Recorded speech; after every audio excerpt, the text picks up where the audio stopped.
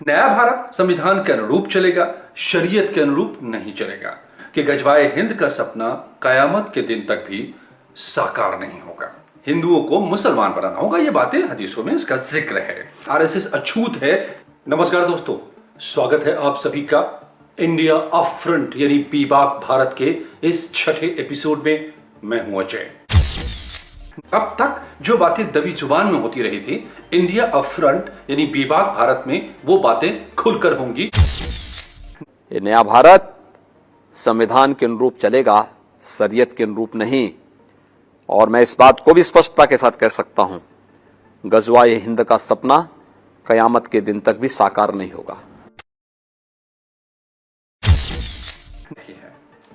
आइए सबसे पहले हम समझते हैं कि गजवाए हिंद आखिर है क्या।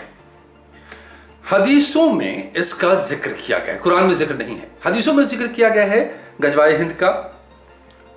और उसके पहले यह समझना होगा कि हदीसों में इस बात का जिक्र है कि दारुल इस्लाम और दारुल हर्ब दो तरह के मुल्क या दो तरह की जगहें हैं दुनिया में। दारुल इस्लाम वो है जहां पर सिर्फ मुस्लिम संप्रदाय के लोग रहते हों और शासन भी मुसलमानों का ही हो, तो फिर वहां कोई समस्या नहीं है। लेकिन दारुल हर्ब दूसरा वो इलाका है इस धरती पर जहां पर हिंदू और मुसलमान या फिर मुसलमान के अलावा गैर मुस्लिम भी हैं और रूल करते हैं गैर मुस्लिम, तो वो दारुल हर्ब है।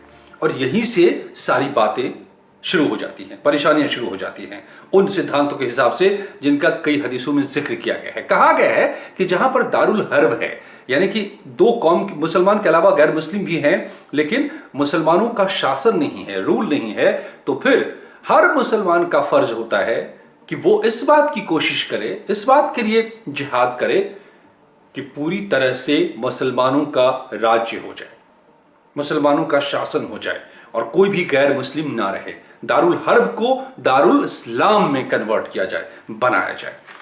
अब यह सिद्धांत यूं ही नहीं, हवा में नहीं है, बाकायदा कई हदीसों में इसका जिक्र किया गया है। आपको मैं बताऊं कि अब कहां से है, हदीसों में क्या क्या बातें कही गई हैं।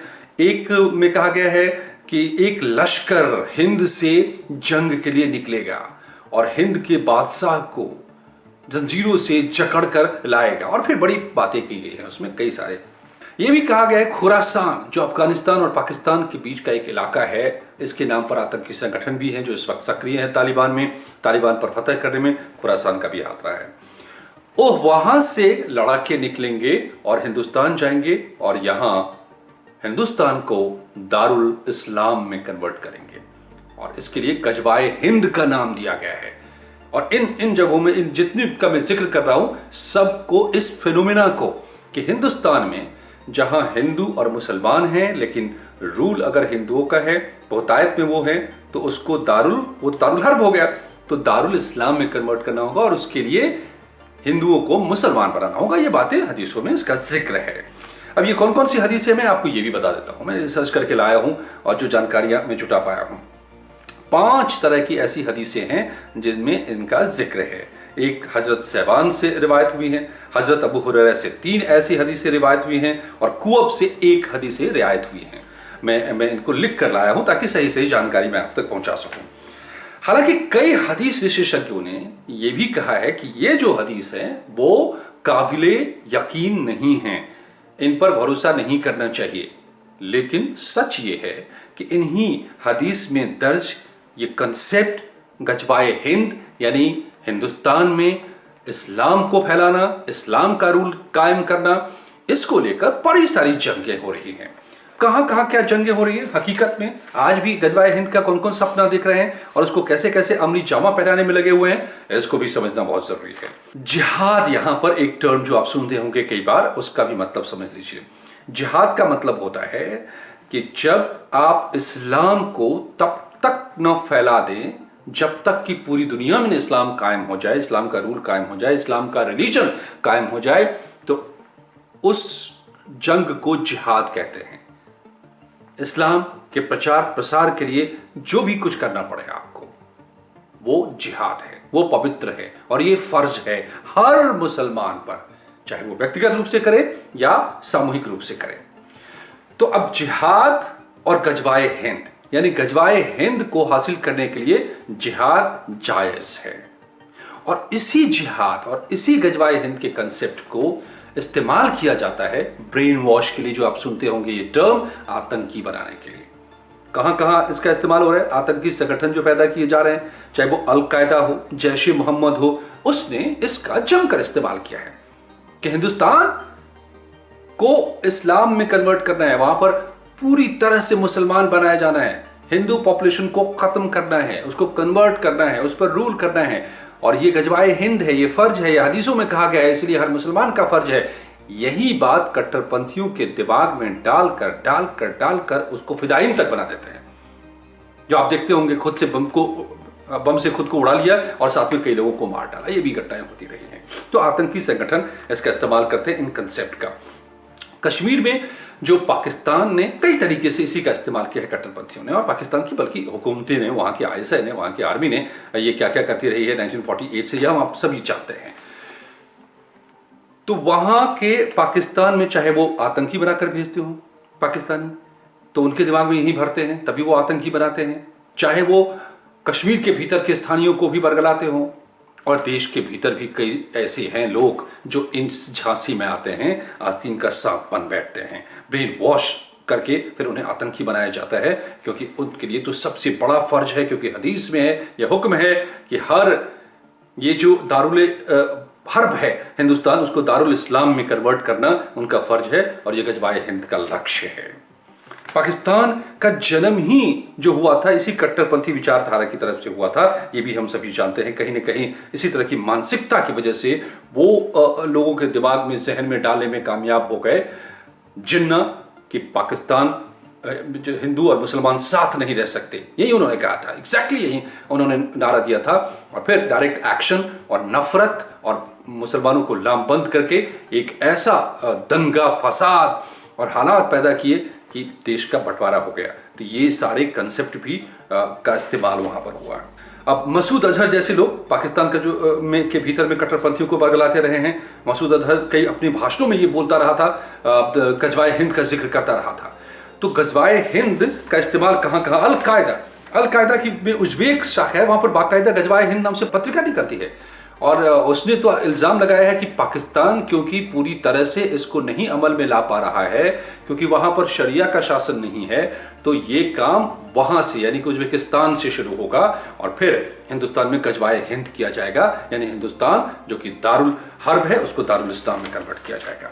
ये तो मैंने आपको कुछ हदीसों के हवाले से और जो प्रैक्टिकली इसका इस्तेमाल करके किस तरह की नफरत, आतंक को पैदा किया जाता है, मैंने आपको ये बता दिया।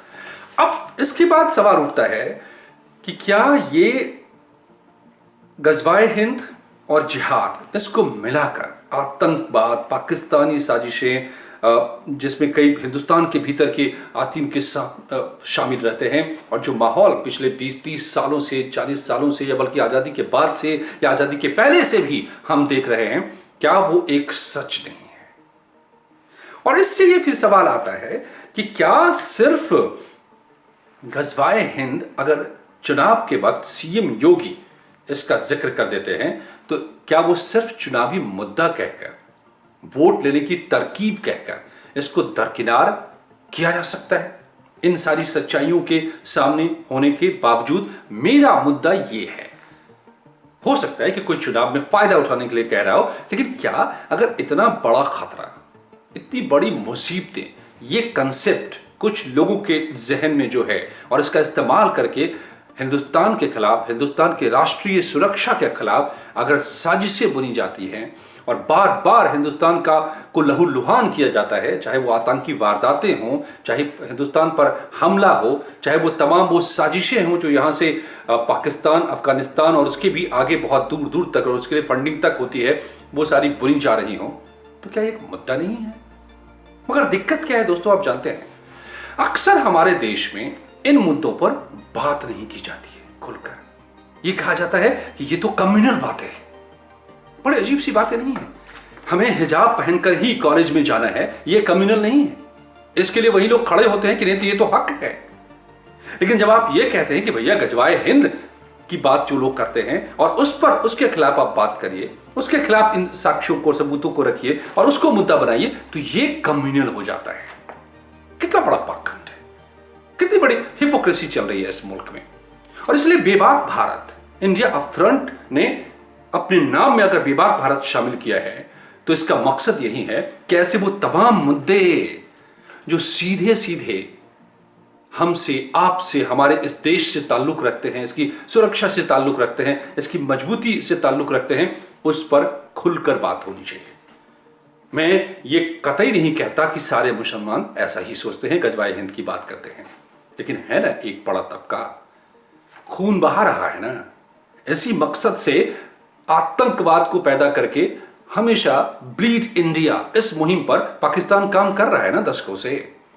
हिंदुस्तान के भीतर बहुत लोगों को वो ये बात समझाने में, उसके दिमाग में गजवाए हिंद डालने में कामयाब हो रहे हैं ना, वो ताकतें हो रही है ना, और उसमें मिल जाते हैं यहां के सो कॉल्ड अपने आप को इंटेलेक्चुअल करने वाले लोग, कुछ खास विचारधारा के, जिसको कई लोग वामपंथी कहते हैं, कई लोग टुकड़े टुकड़े गैंग कहते हैं। मैं कोई नहीं नाम देता, लेकिन ये जरूर मैं सवाल उठाता हूं कि वो लोग ये कह के कि अगर आप बात करते हैं हिजाब की, अगर आप बात करते हैं 3 तलाक की, अगर आप बात करते हैं गजवाए हिंद की, तो इसका मतलब आप पाप कर रहे हैं बौद्धिक रूप से। यह आतंक फैलाया जाता है, बौद्धिक आतंक। कहा जाता है कि आप कम्युनल हो गए। तो फिर मैं मानता हूं, और ये बात समझ लीजिए, ये जो कंसेप्ट है ना बौद्धिक तौर पर इसको पाप बताने की, ये आज से नहीं है, आजादी के वक्त से है। कांग्रेस और आरएसएस के बीच के इस पूरी नैरेटिव को इसी तरह से रखा गया कि आरएसएस अछूत है, क्योंकि वो ऐसी बातें करते हैं, बेशक भारतीय संस्कृति को बचाने के नाम पर, राष्ट्र को सबसे प्रथम रखने के नाम पर, जो दरअसल कम्युनल हो जाती है वो बातें। तो आज भी इस नैरेटिव को आगे बढ़ाया जाता है। पंजाब में जाकर प्रियंका गांधी इसलिए कहती हैं कि आम आदमी पार्टी तो आरएसएस की पैदाइश है, क्योंकि आरएसएस को अछूत बताने की परंपरा कांग्रेस ने उसी जमाने से शुरू कर दी थी और इसी को आज भी आगे बढ़ाने की कोशिश कर रही है। अब यह तय करना आपका काम है कि दरअसल आरएसएस अछूत है कि नहीं है, उसके क्या सिद्धांत है, पढ़िए, समझिए और तय कीजिए। लेकिन मेरा मकसद देश से है। मेरा सवाल यह है कि अगर आप बुर्के पर सवाल नहीं उठा सकते, आप अगर 3 तलाक पर सवाल नहीं उठा सकते, आप अगर गजवाए हिंद पर सवाल नहीं उठा सकते, आप अगर जिहाद पर सवाल नहीं उठा सकते और इनको मुद्दा नहीं बना सकते, तो फिर इस मुल्क के साथ जो पिछले 1000 साल से हुआ है ना, वो गलत नहीं हुआ है। और आगे भी अगर ऐसा होगा, जिसकी पूरी कोशिशें जारी हैं, बड़ी ताकतें लगी हुई है, तो कोई बड़ी बात नहीं होगी। तो इसीलिए दोस्तों, आप तय कीजिए कि अगर योगी आदित्यनाथ भले अपने चुनावी फायदे के लिए यह बात कह रहे हो, चुनाव में पिच कर रहे हो इस मुद्दे को, लेकिन क्या यह मुद्दा नहीं है या है? फैसला आपका। धन्यवाद दोस्तों। आप इस चैनल को लाइक कीजिए, सब्सक्राइब कीजिए, पहुंचाइए और लोगों तक, ताकि ये मुहिम मेरी आगे बढ़ सके। शुक्रिया।